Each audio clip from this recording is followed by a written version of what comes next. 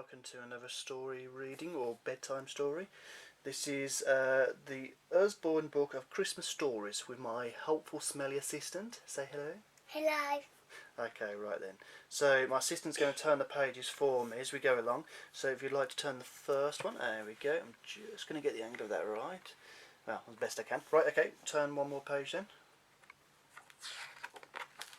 And again, sweetie. And again.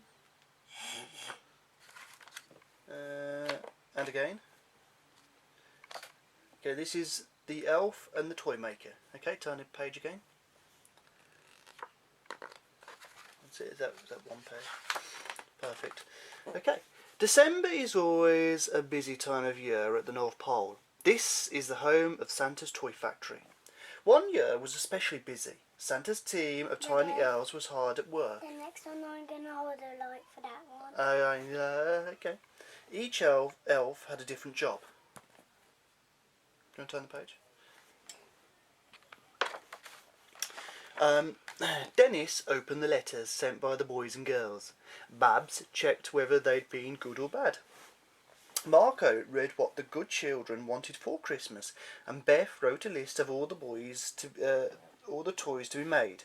10,067 dolls, 21,832 bikes, 8,979 roller skates, 54,395 footballs, and 106,139 jigsaws.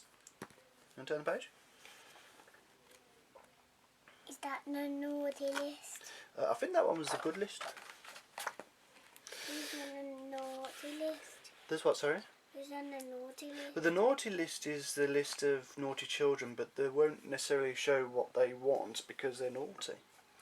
Okay, right, can we fit all this in? Can you see that? Paddy and Pip operated the toy maker. Paddy read out the name of the toy. Pip typed them into the computer. The toy maker built the toy, wrapped it, and stuck on a label. Then Harriet took the packages to the storeroom. Ready for the next page? Alfie was supposed to be sweeping the storeroom, but it was so boring he soon fell asleep. "You're always asleep on the job," complained Santa. "It's time to go home," he added. "Don't come back tomorrow unless you're wide awake." Alfie trudged off. "If I was in charge of the toy maker, I'd never be bored," he sighed. Alfie suddenly decided he wanted a closer look at the amazing toy maker. He peeked down a tube, but he lost his balance and fell in. Hours later, Alfie woke up. "I must have knocked myself out," he thought. All of a sudden, the machine started up. "Oh no," gulped Alfie. "I'll be squished to pieces." Alfie tried to get out, but the more he wriggled, the more he got tangled in the wiring. Alfie's wriggling had an odd effect on the toy maker. The first few toys came out fine, but the next batch looked stranger and stranger and stranger until the toy maker began making hundreds of little Alfie toys. Santa tried to turn it off, but it just kept going.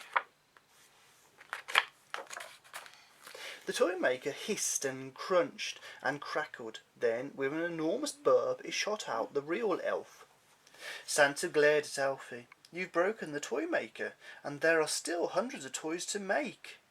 "I'll have to give these darn dolls instead," said Santa.